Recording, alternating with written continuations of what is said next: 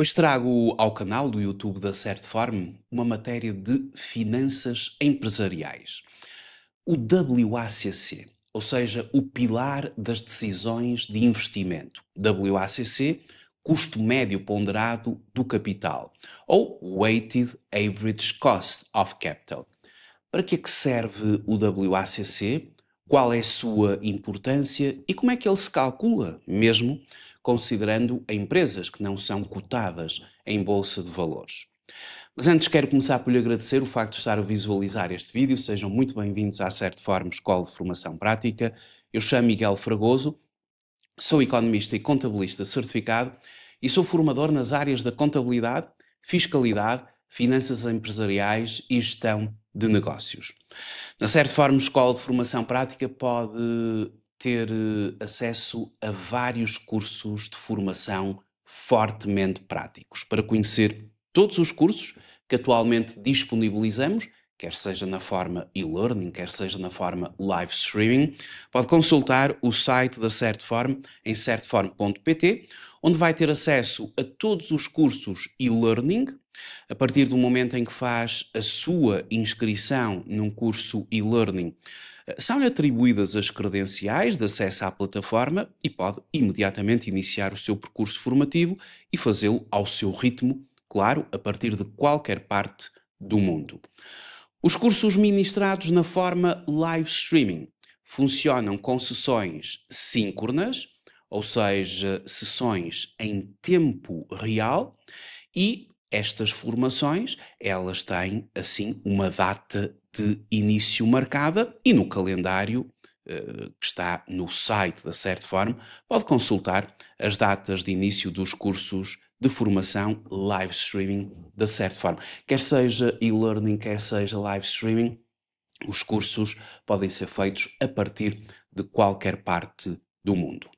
O tema para este vídeo, que é o WACC. Para que serve?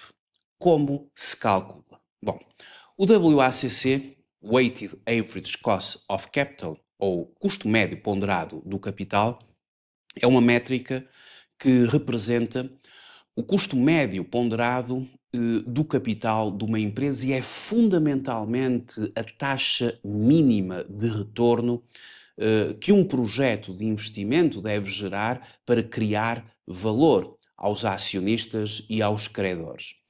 E sem compreender este WACC, qualquer análise de viabilidade económica fica comprometida.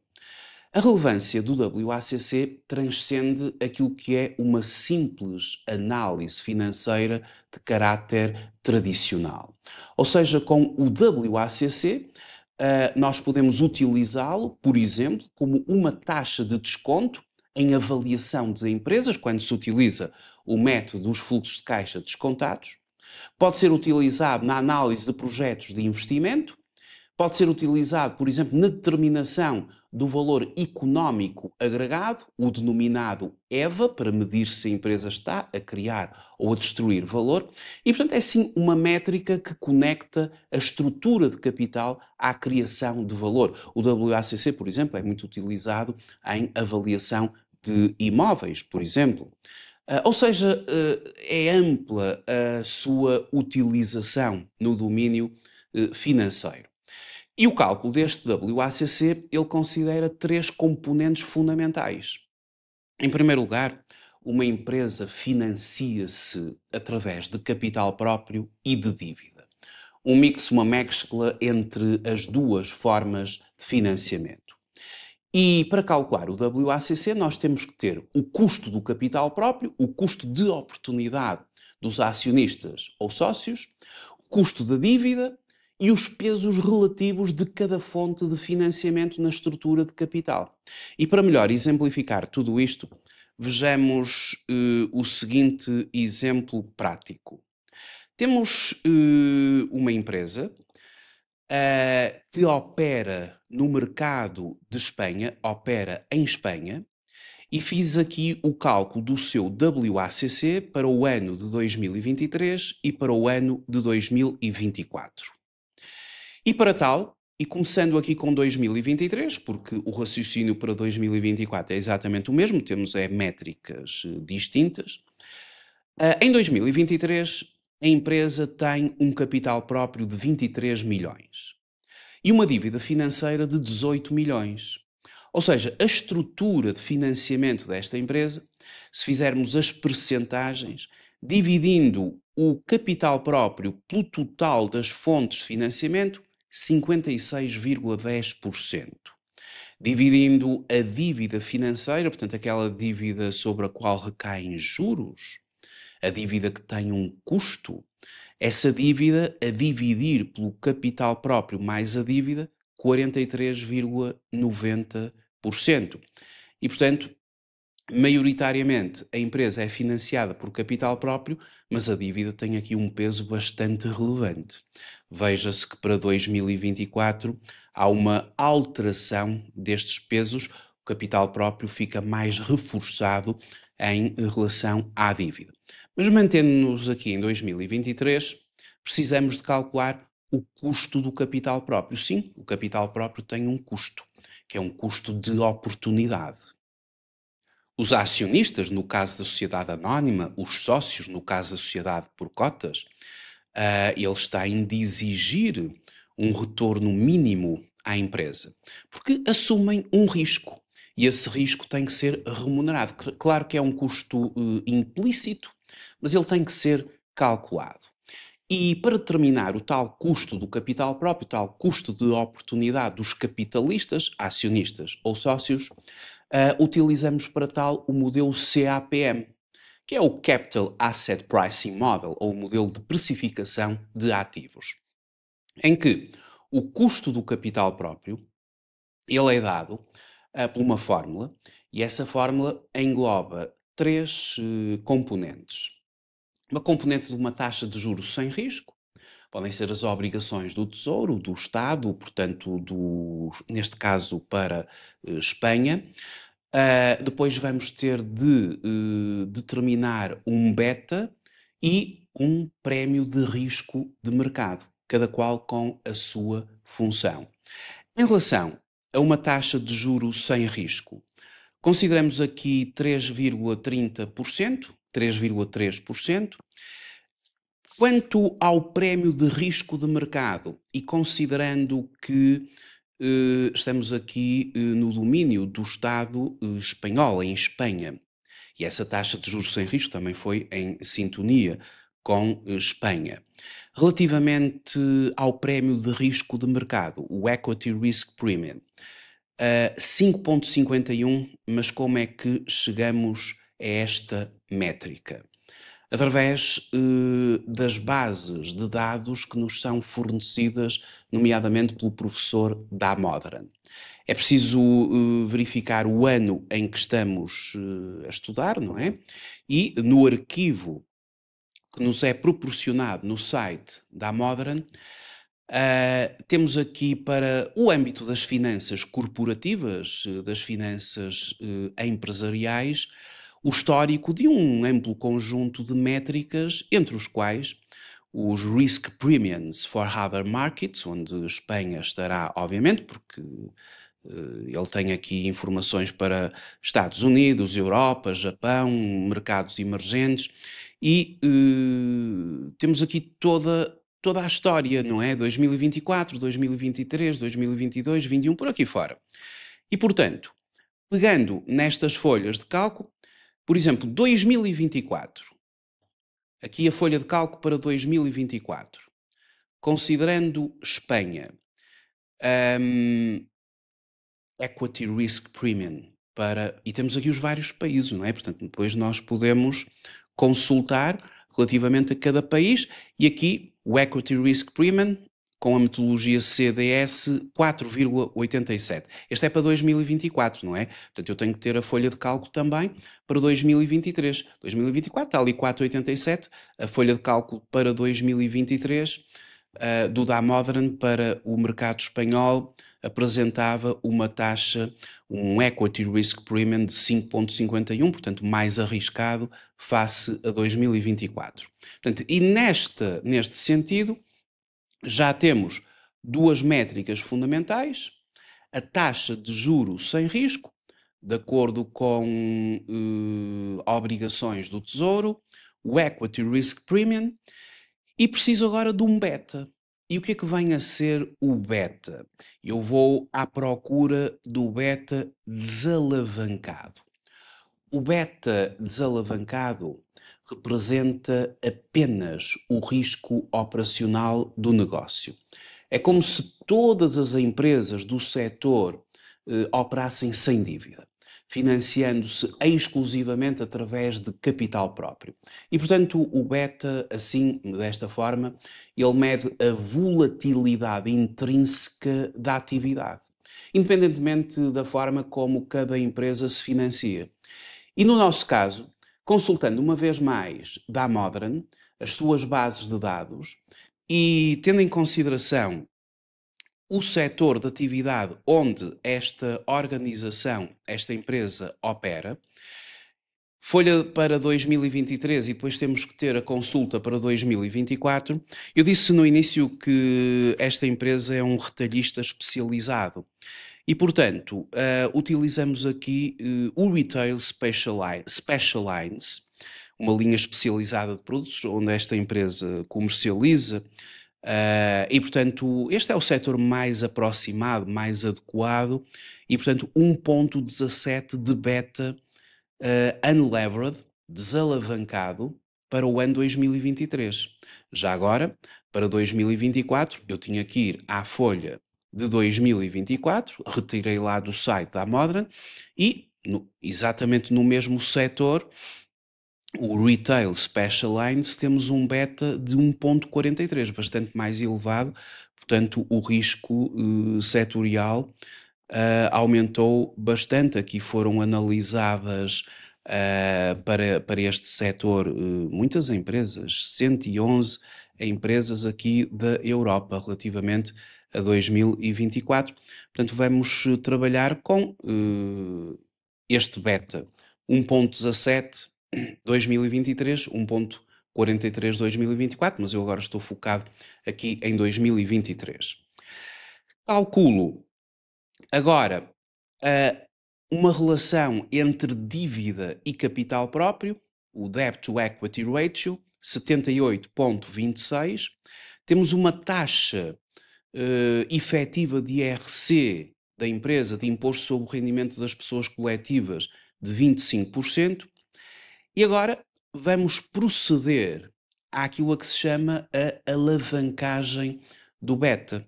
Porque uma coisa é o beta desalavancado, que extraímos então ali dos dados de Damodaran para o setor onde a empresa se enquadra, para a indústria onde a empresa opera. Outra coisa é o beta alavancado. O beta alavancado é aquele que vai ser importante aqui para o nosso estudo, porque ele incorpora tanto o risco operacional como o risco financeiro do endividamento. Ou seja, quando uma empresa se financia com dívida, aumenta o risco para os acionistas, porque em dificuldades os credores têm prioridade. Ou seja, os acionistas ficam sempre numa posição mais arriscada e, portanto, exigem maior remuneração. E o beta alavancado captura este risco total. E alavancar o beta parte do beta desalavancado, mas a partir ou através da equação de Ramada, ou das fórmulas de Ramada, que temos aqui expressas, nós passamos do beta desalavancado para um beta alavancado. E, portanto, o beta alavancado, através da fórmula de Ramada, em 2023, com um Debt to Equity Ratio de 78,26, o beta passou de 1,17 para 1,86.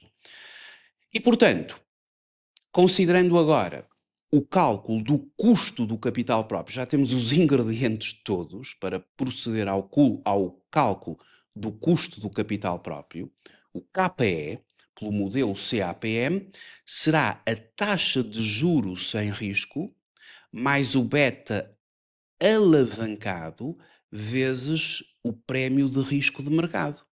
E, portanto, eu já tinha ali os ingredientes todos, 13,53.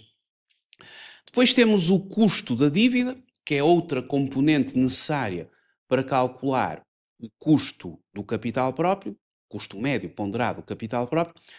Esta é a taxa de juro com a qual a empresa se financia, portanto, em termos de instituições de crédito, 6,24 no ano 2023. E, portanto, como os juros são fiscalmente dedutíveis, nós temos de passar de um custo de dívida bruto para um custo de dívida com efeito fiscal. Porque, como vos disse, os juros são dedutíveis, eles diminuem o resultado da empresa e nós temos que aplicar esse benefício fiscal aqui no cálculo do custo da dívida, transformando-a num custo da dívida líquida, um custo da dívida com efeito fiscal. Multiplicamos o custo da dívida por 1 menos T, ou seja, pelo efeito fiscal, 4,68. E agora temos tudo para calcular o custo médio ponderado do capital. É uma fórmula que usa o equity ou o capital próprio a dividir pelo capital próprio mais a dívida, vezes o custo do capital próprio. Já tínhamos ali 56,10. O peso que o capital próprio tem na estrutura de financiamento e multiplicamos pelo custo desse capital próprio, 13,53, mais o peso que a dívida tem na estrutura de financiamento, dívida a dividir por capital próprio mais dívida, 43,90, vezes o custo da dívida com efeito fiscal, vezes 4,68. 9,64 é o valor do custo médio ponderado do capital da empresa, o seu WACC. Claro, isto para 2023. Para 2024 há um aumento, porque temos aqui também uma alteração das variáveis, e isto tem que ser calculado, obviamente, para cada ano e com base nos elementos de cada ano. E, portanto, este acréscimo de 9,64 para 10,16 é um acréscimo que resulta principalmente do aumento do beta desalavancado de 1,17 para 1,43, portanto, aumenta aqui o risco setorial. Isto tem interferência depois no custo médio ponderado do capital, como é lógico. Também há aqui um ligeiro aumento do custo da dívida de 6,24 para 6,80, que também vai ter alguma interferência, que é parcialmente compensado pela redução da taxa livre de risco. Teve ali uma ligeira redução de 3,30 em 2023, reduz um bocadinho para 3,10 em 2024.